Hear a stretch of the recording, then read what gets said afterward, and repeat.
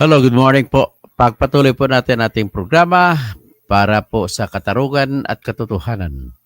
Ang ating po pag-usapan dito sa programa ni Toto Tirador ay titiradorin natin muna si Pulong Duterte. Si Pulong Duterte po ay ah,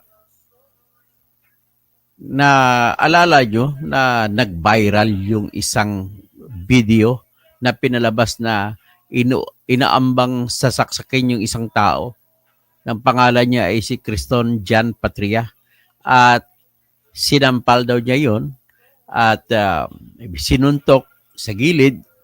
Pagkatapos, nagsasabi pa siya na tinakot pa daw siya ni Pulong na papatayin.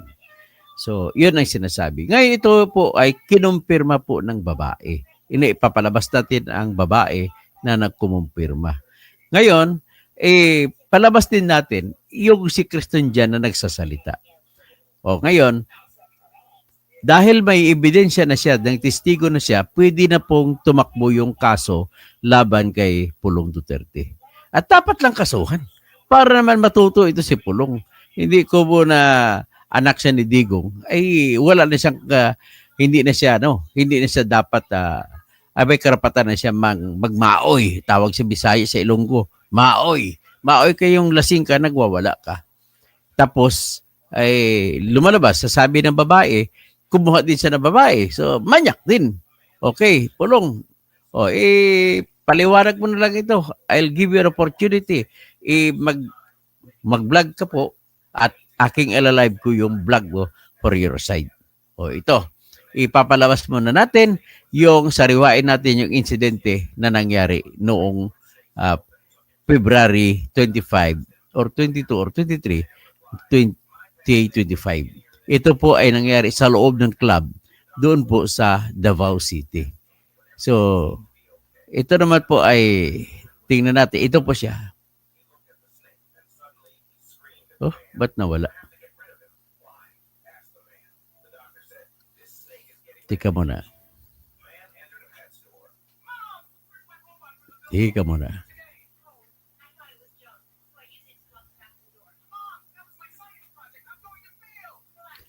Gusto ko ipalabas yung nawala.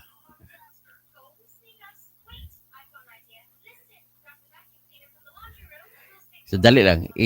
I-search ko ulit. Nawala.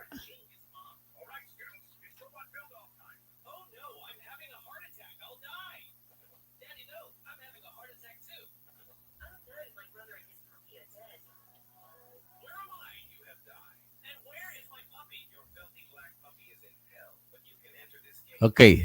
Ito na po.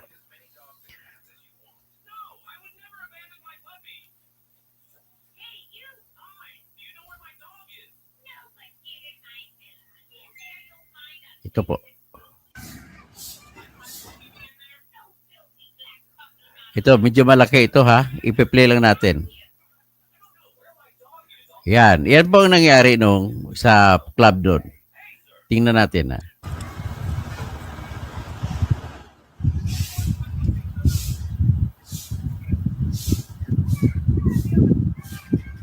Yan, tingnan nyo. Ang problema nito, naka-mute. Wala pa lang sound yung CCTV. So, nakatingin ng mga bodyguard ni Pulong. Binuuntog niya ng ulo niya. Yung tao. Ang taong inuuntog ng ulo niya ay si Criston Jan Patria. At ang kwento ng babae rito na siyang tumistigo na nakuha ng ABS-CBN ay sinasabi niya, kinukonfirma niya na nangyari yan. At si Pulong mismo ang kausap. At yung sesyon, ng tawag ng sesyon, si Criston Jan Patria ang kumuha sa kanila. Ibig sabihin, nambugaw si Criston Jan Patria. At ang sabi naman ng babae sa kanyang testimonya o sa kanyang paglalahad doon sa ABS-CBN ay nagalit si Pulong nung nalaman niya, nung isang driver niya pala ay hindi hindi nakatengteng. So, yun pala, lasing na siya. Sa dami na nainom. Saka isang babae po ay dinala niya rin. So, biglang ganun po siya. Dapat sana na pag anak ka o congressman ka pa lalo, huwag na natin pag-usapan na ikaw ay anak ng ano, anak ka ng congressman, pag-usapan na lang natin yung katotohanan na ang tatay mo ay kinikilalang kilala ni si Rodrigo Duterte ay maraming nagmamahal sa kanya. So ito po, dapat kasuhan din talaga to kasi mayroong testigo.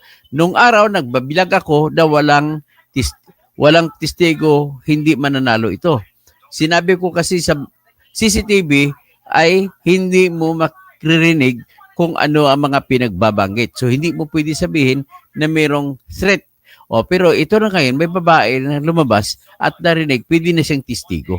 Ang tanong lang, titistigo ba talaga babaeng ito? Mukhang takot din. Nagkukunwari lang na matapang, pero mukhang takot din. Tapos sinabi niya na iyong mga may ambag-ambag, iyon lang siguro ang tatalab. Pero ang problema, inamin naman ni Kriston Jan Patria na hindi siya pumunta sa doktor para magpa-medical, para magkaroon sana siya ng ebidensya na meron siyang sugat. Ang problema, wala. Kaya mauwi lang yan kung tanggapin man ng korte yan at ng piskalya, yung kasong yan, mauwi lang sa slight physical injuries.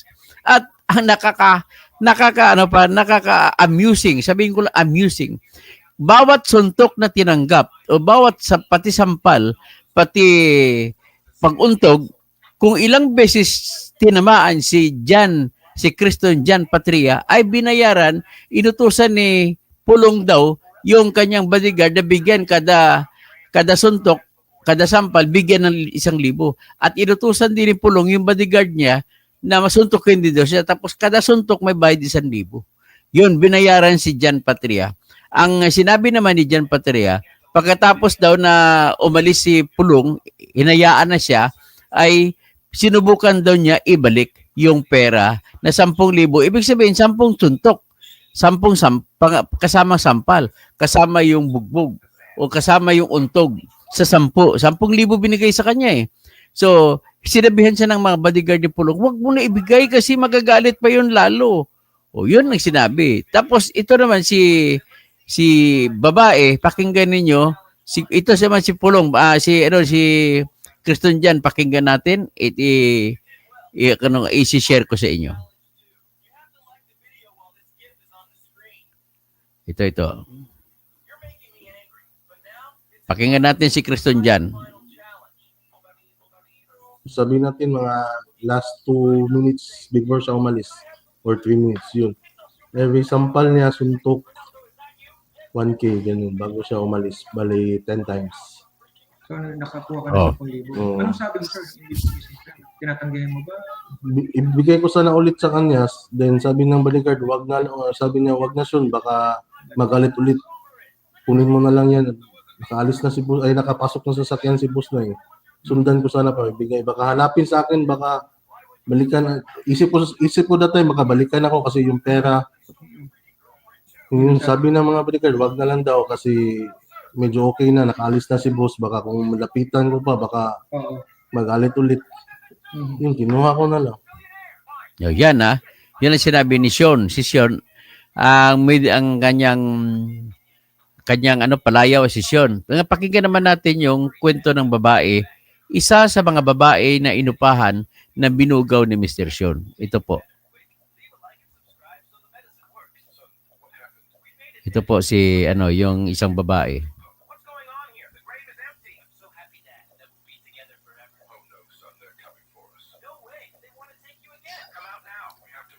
Okay, ito si testigo. Ayon mapakilala kung sino. Pakinggan natin ang kanyang kwento.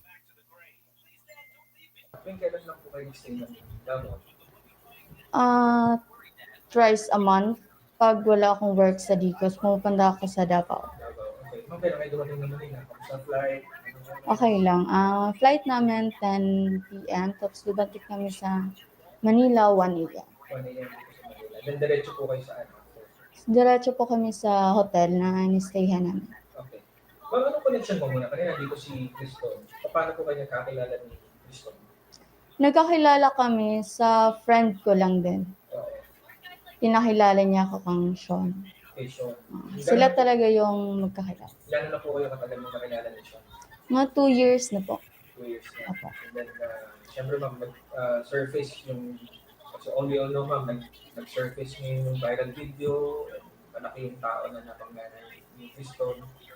And I understand, ma'am, ano pong participation o nasaan po kayo nung nangyari po yun? Yung nangyari po is yung pinaka-first na nangyari. Oo. February 22 is pumunta akong Davao, tapos nag-message ako kang Shona. Nasa Davao ako kung meron ba siyang mabigay kasi need ko ng pera. Tapos, nag-reply siya sa akin. Sabi niya na, nandun siya sa Charlie Tan, sa Woodbridge. Oo. Tapos, pinapunta niya ako doon. Tapos, pumunta na ako doon. Pagdating ko is, pagpasok ko, nakita ko agad si Pulong Duterte, si Charlie Tan, si Criston, at saka yung mga babaeng nauna na doon. Tapos mga 5 minutes or 10 minutes lang ako naupo doon. Tapos nag-decide na sila na magpunta sa bar doon sa Hersey. Tapos binigyan ako ni Pulong ng 5K para may iwan ako doon kasi nandun daw yung partner ko doon. Tapos, umalis na sila. Before siya umalis, sinabihan niya ako kung gusto kong pumunta sa bar, pwede akong sumunod sa bar. Oo, sabi niya. Tapos kami doon sa Woodridge, 1 a.m. Tapos nag-message ako kang Shona. Sean, tapos na ako dito. Pwede ba akong pumunta dyan sa bar kung pwede pa? Okay naman. Punta ka doon. Pinapunta naman ako doon.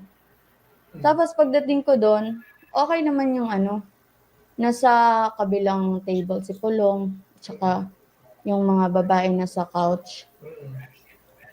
Naginuman, nagsasayawan, tapos babae doon is naboboard na kasi magli-late na kasi, tapos si Pulong ang tagal niya matapos uminom.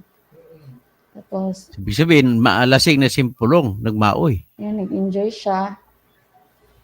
After mga 10 minutes ata, pinatayo niya kami 3 babae para ibigay dun sa mga kasama niya. Para, wala ako dun pa. Hindi pa ako. Okay, so ahead. Pinatayo na. Pinatayo, tapos pinalabas na. 3 kami pinalabas. Okay naman dun, okay pa na. Tapos, after nung labas, nagbalik na kami sa bar.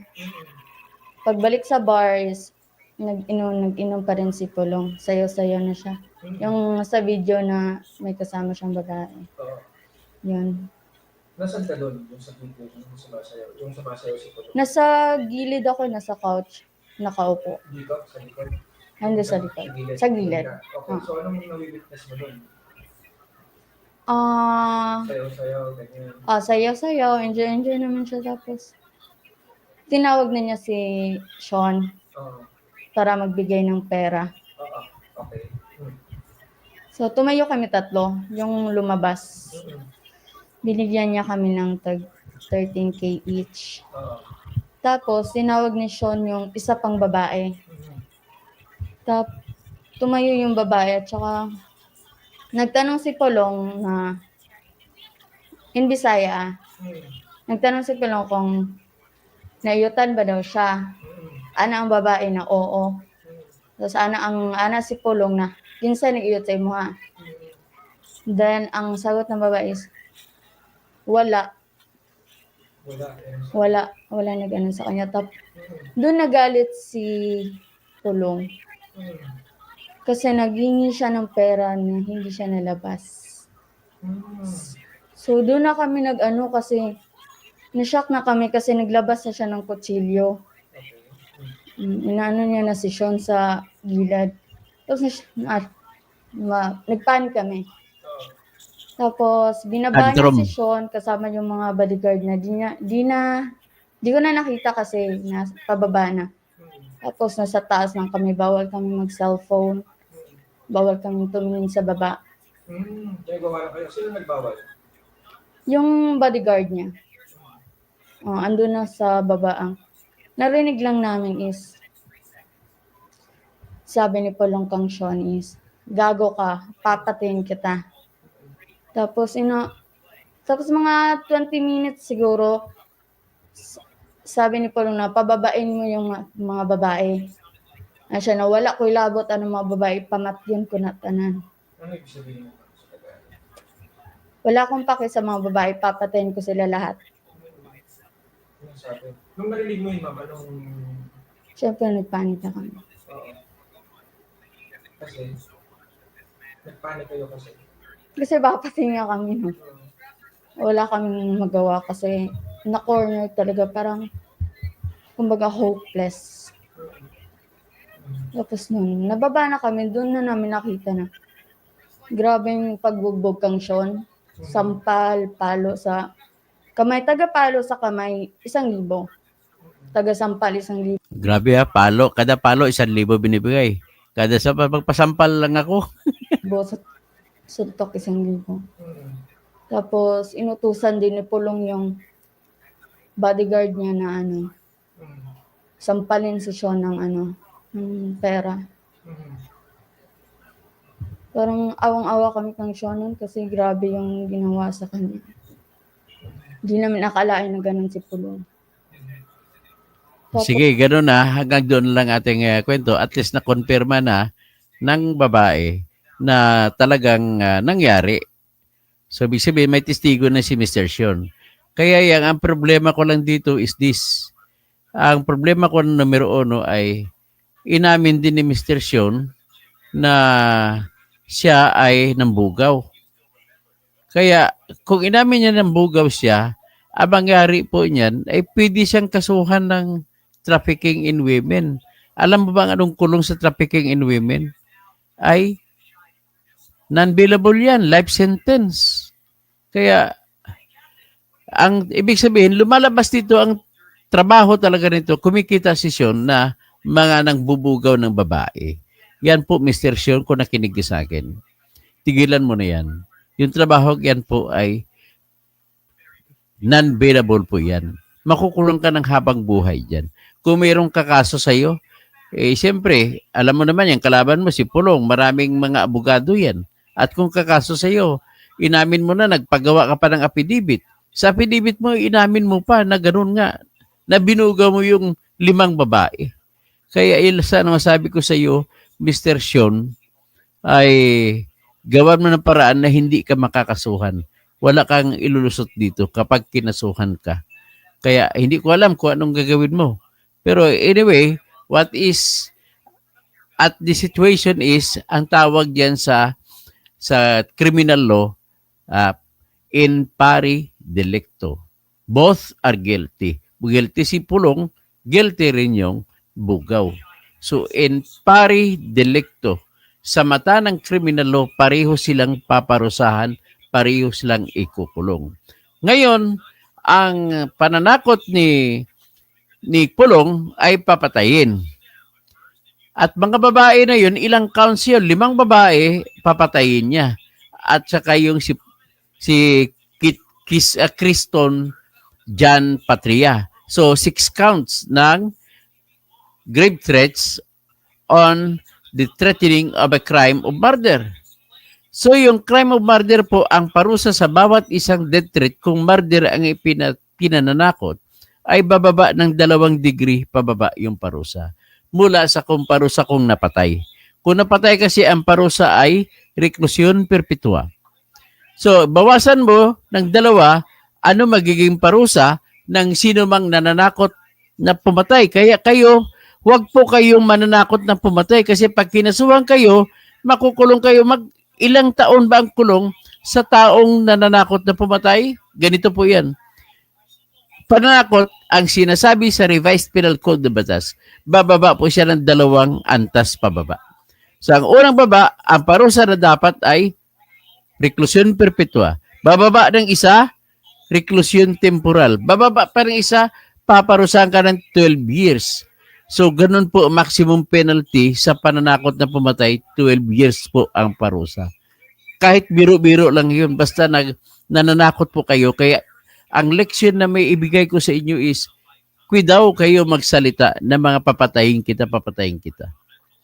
Okay? So, ganun po yun. So, ngayon, kung anong lusot mo dyan, depende sa abogado mo yan kung kinasuhan ka. Ganun po yan ang sitwasyon. Sa akin, pinapakita ko lang dito, fair po ako. Sabi nyo, Duterte lang pinapanigan ko. Ito si Duterte. Binabanatan ko rin si Pulong. Tinitirador ko rin. Kaya yan lang po, hanggang dyan lang, magandang umaga po sa lahat na mga nakikinig sa akin. Si Madi Abdulabi, di yan totoo the time ng pangyari yan doon pinsan mo. Doon ba pinsan ko? Pwede ko ba ma-interview yung pinsan mo, Madi?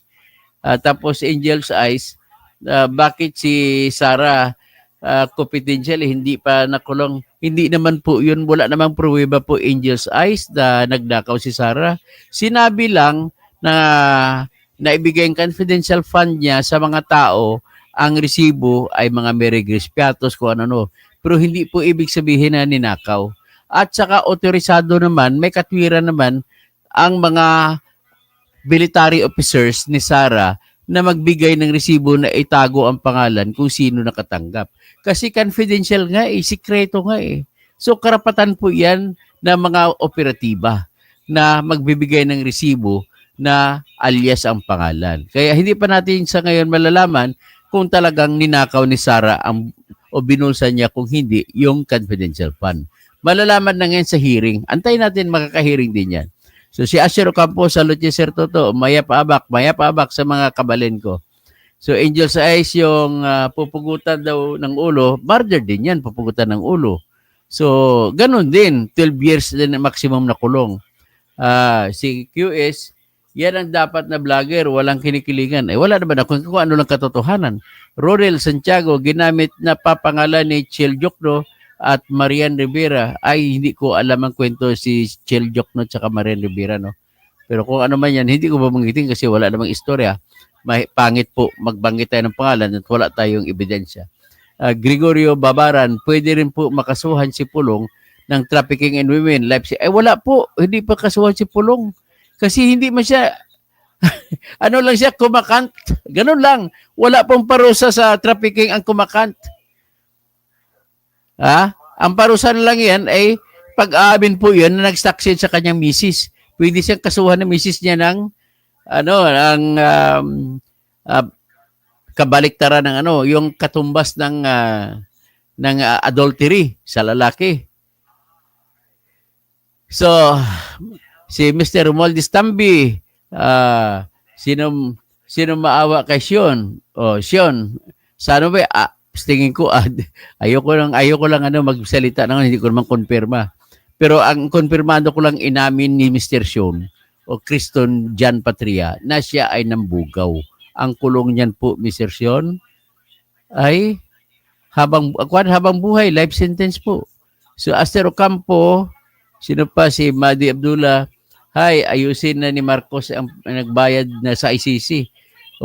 Sinabi daw, side bit lang, sinabi ni Attorney Kaufman na abogado ni Duterte, sabi niya, ang totoong prosecutor sa kaso laban kay Duterte ay nang sa Malacanang, si Presidente Marcos. Madi Abdullah, ang binayad daw 1,000 per suntok.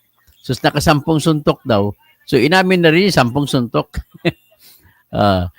Tapos, Will C. Carion, baka bayad naman ang kwento ng biktima dahil sa ABS-CBN. Hindi natin alam. Asher Ocampo, Sir Toto, ingat po kayo. Laging ganda ng mata ninyo. Matulog naman po kayo. Salamat po at napansin mo po. Hindi lang po ako makatulog dahil may gagawin pa ako. Si Elijah Socorro, o si Pastor Rodi Rabi, magandang umaga po sa inyong lahat. Tapos si Ronel Santiago, si Vicente Ferrer, untouchable yan si Pulong. Wala ka magagawa dyan. Pwedeng kasuhan yan. Ang problema lang sa mata lang tao, sa isip niya naman na untouchable. Kasuhan nyo. Kundi dito sa Department of Justice kasuhan. Total, si Marcos naman ngayon ang hari. Hindi nila kaya si Marcos. Ganun lang kasimple lang yun. Ginamit lang yan para masira ang mga Duterte. Tingnan natin. Pero kung ako tarungin, nakitang-kita naman natin, Madi Abdullahi, sa litrato, sa video. Hindi nagsisinungaling ang video dito. Maraming salamat po at magandang umaga po sa lahat. Abangan po ang kasunod ko na vlog in 10 minutes.